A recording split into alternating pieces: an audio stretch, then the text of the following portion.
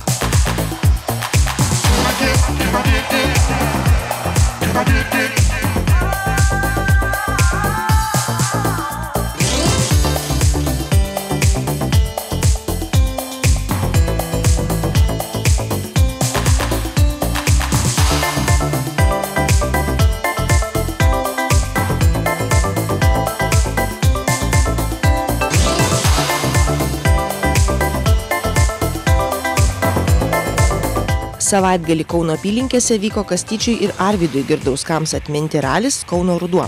Jau 37 metus vykstantis ralis sukvietė 83 dalyvius iš Lietuvos, Latvijos, Vokietijos ir Rusijos. Dalyviai varžėsi Nemuno žiede, slalomo bei kroso trasose. Susirinko tikrai labai įvairi technika, nuo senų rusiškų automobilių iki šių laikų kelių gražuolių.